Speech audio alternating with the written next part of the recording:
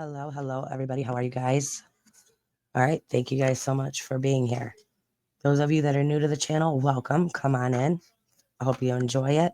Those of you that are returning, thank you guys for coming back. Glad you all are here. All right. So as you know, I've been covering the Sebastian Rogers case, and there's a few things that I want to go over. And then at the end, I'm going to go get back to some more of my visions that I had and tell you exactly what I think happened to Sebastian. All right, now the first clip I want to play. The Proudfoots have hired a PI. His name is SF Investigates. I have a history with this specific person, so I'm not going to get into all of that. That's for a whole nother video altogether. But I will say that we don't see eye to eye on anything. And this first clip I want to go over is of him talking to Down the Rabbit Hole News and what he had to say about the people who are responsible for what happened to Sebastian. So let's take a look at this.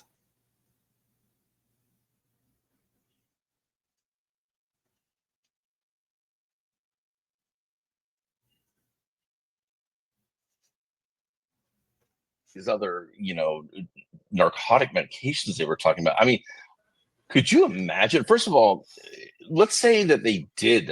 Let's say they just happened to trip upon the right person. That person would it would all be exclusionary evidence because it's fruit of the poisonous tree. You got it the wrong. You used illegal means to get a confession. Now everything is tainted. That person walks scot-free. Best thing that could happen if somebody is responsible for this is that they get drugged by these people, because then they get off scot-free. The best thing that can happen for whoever is responsible is that they get drugged and get off scot-free. He's literally, okay, now this is the person who was hired by the Proudfoots as their private investigator, who is, claims to be all about victims and victims advocate and this, that, and the other thing. And here he is saying that literally whoever is responsible, the best thing for them would be to get off scot-free. Best thing that could happen if somebody is responsible for this is that they get drugged by these people, because then they get off scot-free.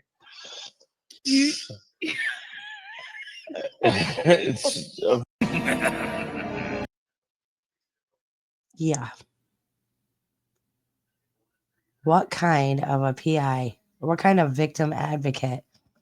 I mean, he's supposed to be the private investigator to figure out what happened to Sebastian. Sebastian is the victim in this case. And all he seems worried about is covering the asses of his clients instead of actually advocating, once again, for the victim in the case. Okay, moving on.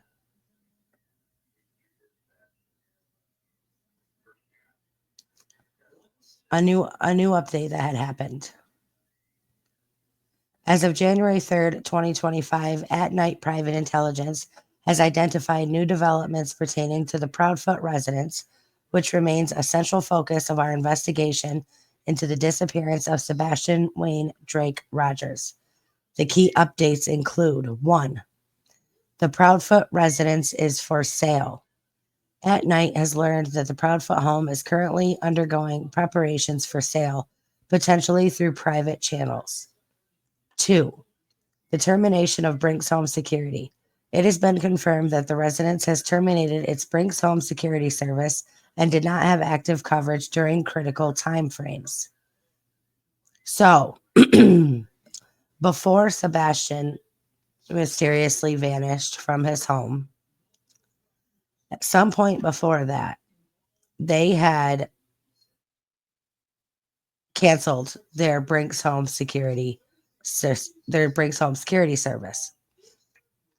Now we can, we cannot sit here and say facts as to why they did that, but we just know that it was done.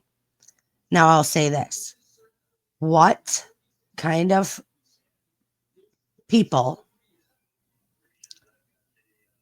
who their son is still an active missing person who has autism, who they are saying we just want him to come home, just come home, and then they are selling their home. Where's all his stuff going? I'm just saying, what kind of people sell their home in the middle of an ongoing missing person investigation for their 15-year-old child? But we're not supposed to say anything about that because none of it matters. Let me just take a minute and say that everything that I state in this video is my opinion based off of my observation and my perception of everything I have seen and learned about this case. Okay? Don't take any of it as fact. This is the internet. Again, this is all based off my opinion, my observation, and my perception of what has gone on.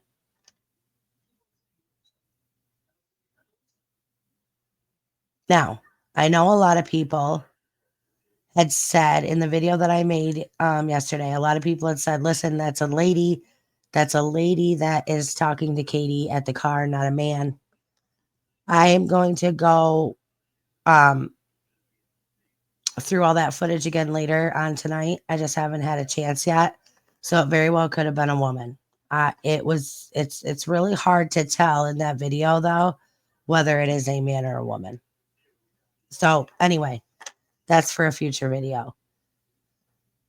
But let me move on to this next thing real quick.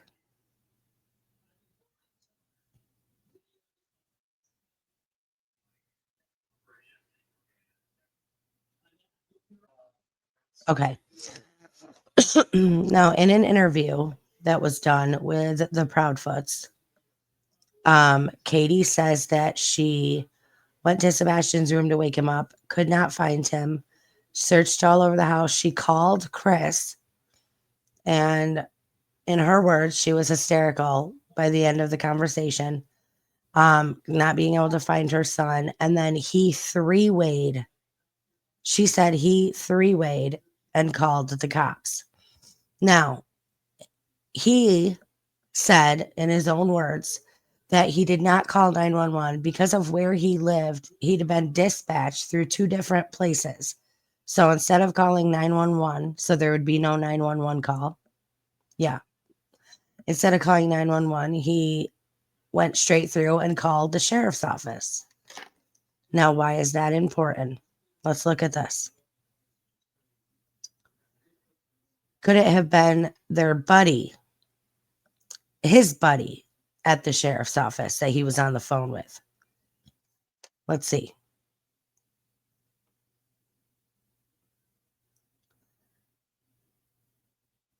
At Night has reason to believe it has identified the individual who first received the report of Sebastian Wayne Drake Rogers' disappearance prior to its escalation to law enforcement on February 26, 2024.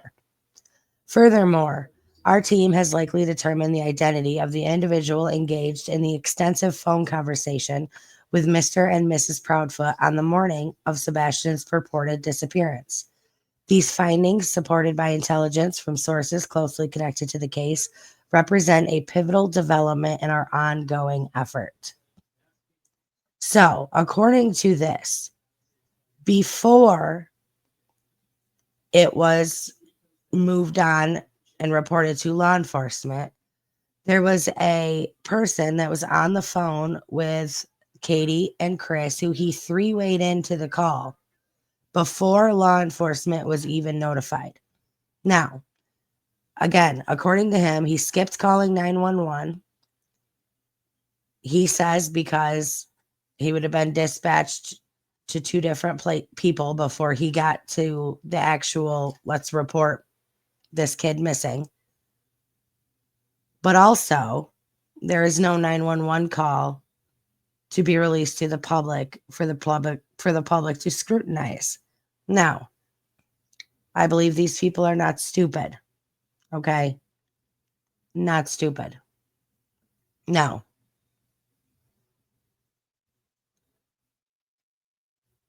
let's talk about this. Stepdad, who has a aggression issues, according to his ex, the way he treated his stepkids with her, she was not okay with. She was not okay how he talked to them. She was not okay with how he treated them. She was not okay with how he disciplined them. He has anger issues. He was even ordered by the judge to take parenting and anger management classes. Okay. Second thing, he was trying to get custody of his daughter. He did not, because of the essay that had happened to Sebastian when he was 8 years old. He did not feel comfortable or did not want Sebastian in the home with his daughter. So, oh, and let's not forget to mention that the way he used to treat Sebastian, the way he used to talk to Sebastian, the way he would pick on him, point fingers at him, um, basically just talk down to him. Now, we are talking about, even though he was high functioning, we are still talking about a child with autism. Next thing, you have a woman who in that interview never once looked up. She looked down the entire interview. Oh, I think she did look up once or twice actually, but she never made direct eye contact. 98% of that interview, she was staring at the ground. She appears to, in some ways, have been beaten down herself. You know what I mean? Doesn't have high self-esteem. Just my observation.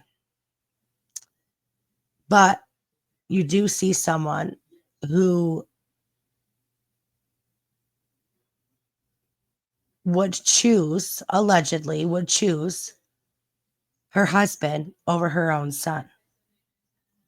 A woman who is willing to do whatever she has to do to keep her husband happy. And if that means getting rid of her son and not having him in the house, she seems, it appears that she would be willing to do so, allegedly.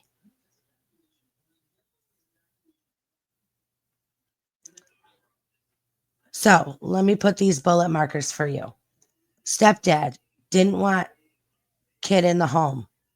Mom wants to keep stepdad happy. 3, kid goes missing. Coincidence? Now, let me get back to my visions that brought me here in the first place to the Sebastian Rogers case. Now, I told you that my first vision was of him in a wooden chest. I believe that he was transported in this chest to the people that he was given to.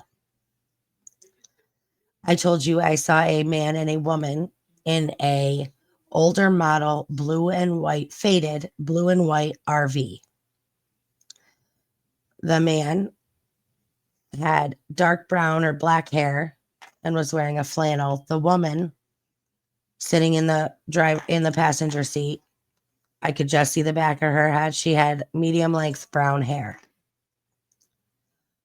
I believe, based off of um, what I got, what came to me, that Chris met these people in Memphis.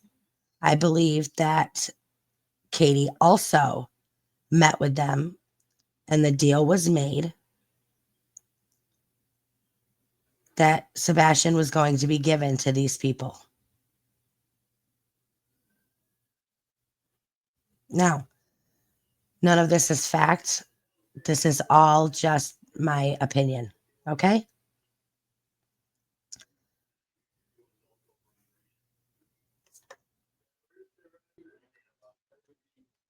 Next thing, we have absolutely no proof whatsoever that Sebastian ever made it back to his house after the Texas Roadhouse. There is nothing that can prove that Sebastian made it back home that night. All we have is Katie stating that he was home. She put him to bed at 9. She heard a thud come from his room at 10. She didn't even get up to go see what it was. She just simply yelled, "Go back to bed." And he was never seen or heard from again. But we don't know that he ever made it home because I believe, now this is just my opinion, this is just from something else that came to me, that after they left the Texas Roadhouse, that's when Sebastian was handed over to these people. I believe that Sebastian is alive today. I do think he's alive.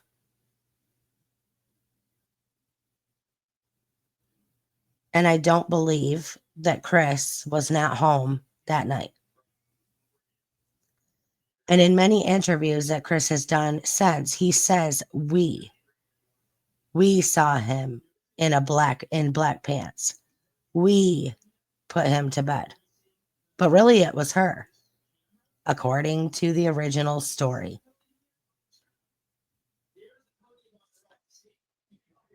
Another thing I will say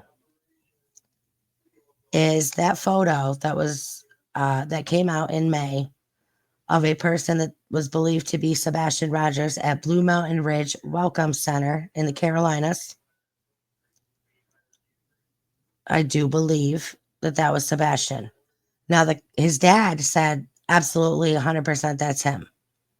The Proudfoots, I couldn't find anything where they commented about whether or not it was him, but his grandmother said, it could be 50-50.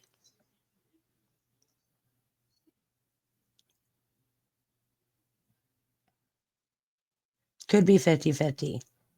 But if you ask me, I mean, I got to side with the father on this one. It looks identical. If it's not Sebastian, it's his freaking identical twin that's out there in the world.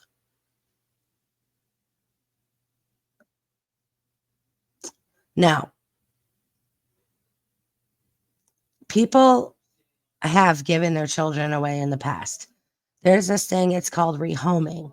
Most of the time, it's used with adopted kids that are no longer wanted by the families that have adopted them.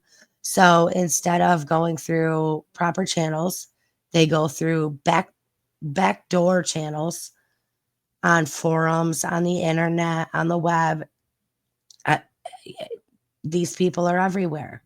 Hell, you might even run into them in an RV park. You never know. But it is not illegal. And I find it very interesting that Chris has never had to take a polygraph. Now, he says the cops said I don't need to because I wasn't there that night, because I wasn't in the area. And if she says she doesn't know what happened to him or where he is, she doesn't know where he is. I'm sure she has no clue where he is at this point if she had handed him over to strangers to take him. But if that's the case and she did quote unquote rehome him and give him away to other people, I sure as shit hope that his life is better than it was inside that house. Now, I have seen a couple, I don't want you guys to think I'm one sided. I have seen a couple interviews with Seth Rogers, Sebastian's bio dad. Um,